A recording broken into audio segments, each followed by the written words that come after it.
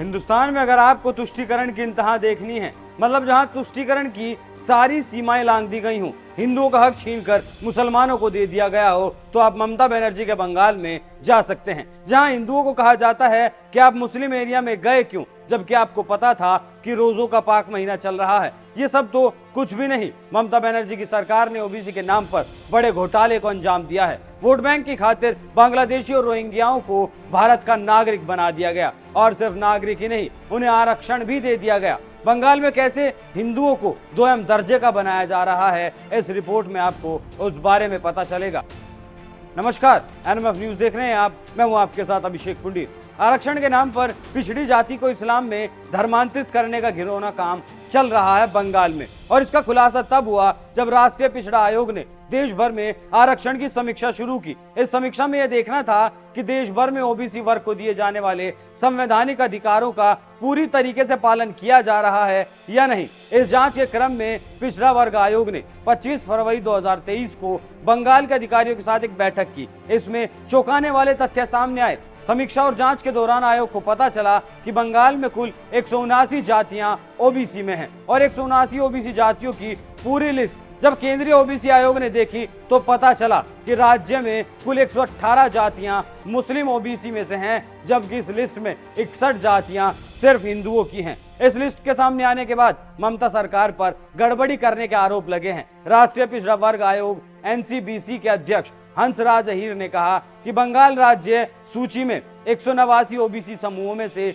118 मुस्लिम समुदाय के हैं। उन्होंने आगे कहा, बंगाल की ओबीसी सूची में बांग्लादेशी प्रवासियों और कुछ रोहिंग्याओं को शामिल किए जाने की भी शिकायतें मिली हैं। एनसीबीसी मामले की जांच कर रहा है और राज्य की समस्या का समाधान करने को कहा गया है।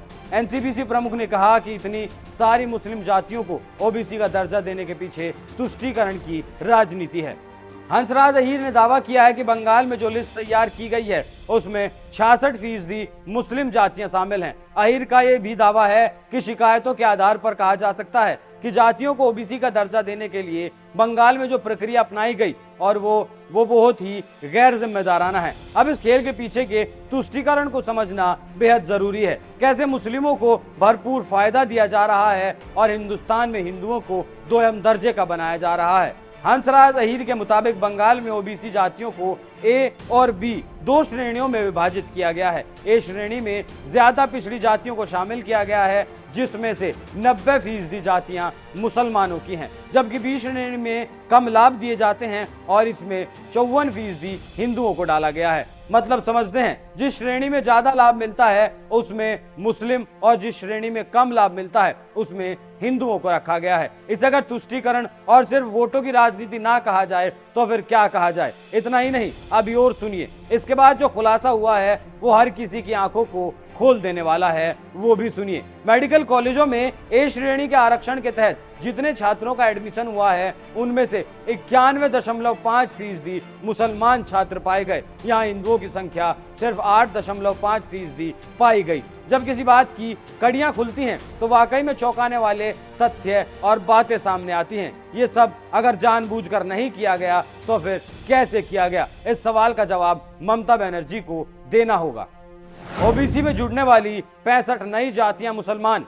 हंसराज अहीर ने इसके बाद जो बताया वो भी तुष्टीकरण के चश्मे का नंबर बताने के लिए काफी है। अहीर ने जानकारी दी है कि 2011 तक पश्चिम बंगाल में ओबीसी जातियों की संख्या 108 थी। इनमें 53 जातियां मुसलमानों की थी और 55 जातियां हिंदुओं की थी। लेकिन 2011 के बाद अचानक से इन जातियों की संख्या बढ़नी शुरू हुई और इनकी संख्या 189 पर पहुंच गई। 2011 के बाद 71 जातियों को इसमें पिछड़ा वर्ग में शामिल किया गया और इन 71 में से 65 मुसलमानों की जातियां थी, जबकि सिर्फ 6 जातियां ही हिंदुओं की थी। यहाँ ममता सरकार का तर्क था कि यहाँ के हिंदुओं ने इस्लाम कबूल कर लिया है और इनके पूर्वज कभी हिंदू थे। लेकिन जब इस तर्क के सबूत मांगे गए तो सबूत नहीं दिए गए। कहा गया कि हमारे पास इसके साक्ष्य मौजूद नहीं है जो बता सकें कि ये लोग पहले हिंदू थे। जब सबूत ही नहीं है तो फिर कैसे इन जातियों को पिछड़ा वर्ग में शामिल कर लिया गया। हंसराज अहीर ने साफ शब्दों में कहा है कि जो तथ्य अब तक सामने आए हैं उनमें गड़बड़ी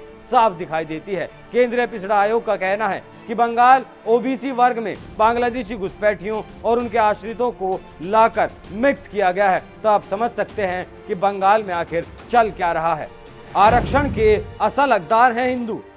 ओबीसी आयोग ने पश्चिम बंगाल सरकार को कहा कि राज्य में आरक्षण का दायरा 45% से बढ़ाकर 50% किया जाए और ओबीसी आरक्षण का दायरा 5% बढ़ाते हुए 17% से बढ़ाकर 22% किया जाए और साथ ही मुस्लिम ओबीसी की सूची को जल्द से जल्द दुरुस्त किया जाए ताकि आरक्षण के असल हकदार हिंदुओं को इसका फायदा ठीक तरीके से मिल सके। केंद्रीय पिछड़ा आयोग ने कहा कि उन्हें उम्मीद है कि राज्य सरकार जल्द ही पिछड़ों की सूची को दुरुस्त कर लेगी और हिंदू पिछड़ा वर्ग को उसका हक मिल पाएगा। लेकिन अगर बंगाल सरकार अपनी लिस्ट को ठीक नहीं करती है तो उसमें से तुष्टीकरण का तड़का नहीं हटाती है तो फिर उसके खिलाफ एक्शन भी लिया जाएगा।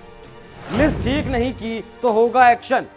हंसराज अहीर का कहना है कि अगले महीने कमीशन बंगाल के दौरे पर जाएगी। इस मुद्दे पर बंगाल सरकार की 2 सुनवाई की जाएंगी। अगर उसके बाद भी ओबीसी सूची को ठीक नहीं किया गया तब राज्य सरकार के खिलाफ आयोग एक्शन लेगा। सुधार न होने की हालत में राष्ट्रीय पिछड़ा आयोग इसकी शिकायत सीधे राष्ट्रपति को कर सकता है। देश के राष्ट्रपति पिछड़ा आयोग की इस शिकायत को अध्ययन के बाद लोकसभा को भेज सकते हैं। उसके बाद इसकी तामील करवाने की जिम्मेदारी लोकसभा की होगी। तो ममता ऐसा तो कतई नहीं चाहेंगी क्योंकि लोकसभा में अगर मामला जाता है तो वहां प्रधानमंत्री मोदी मिलेंगे और मोदी से ममता अपनी लिस्ट को ठीक नहीं करवाना चाहेंगी। पश्चिम बंगाल की मुख्यमंत्री ममता बनर्जी राज्य में अपनी सत्ता बरकरार रखने के लिए मुस्लिम तुष्टीकरण की सारी हदें पार कर चुकी हैं। मुस्लिमों को तमाम सुविधाएं देने के साथ ही हिंदुओं के खिलाफ कई ऐसे कदम उठाए गए हैं जिनसे लगता है कि वो पश्चिम बंगाल को बांग्लादेश बनाने पर तुली हुई हैं। ममता बनर्जी की वोट बैंक की राजनीति के कारण बंगाल के कई इलाके आज मुस्लिम बहुल हो चुके हैं। राज्य में अवैध रूप से रहने वाले बांग्लादेशी घुसपैठियों की संख्या 1 करोड़ को पार कर चुकी है। अवैध घुसपैठ ने राज्य की जनसंख्या का समीकरण बदल दिया। उन्हें सियासत के चक्कर में देश के वोटर कार्ड, राशन कार्ड जैसी सुविधाएं मुहैया करवा दी जाती हैं और इसी आधार पर वो देश की आबादी से जुड़ जाते हैं। वो लोग भारत का हिस्सा बन जाते हैं। इससे देश के संसाधनों का दोहन किया जा रहा है। देश में डेमोग्राफिक चेंज हो रहा है। देश में मुस्लिम आबादी तेजी से बढ़ रही है और ये लोग अपने सपने को, गजवाए हिंद का जो सपना है, उसकी नाकाम कोशिशों में जुटे हुए हैं। आप ममता सरकार के इस कदम पर क्या राय रखते हैं? हमें कमेंट कर जरूर बताएं। नमस्कार।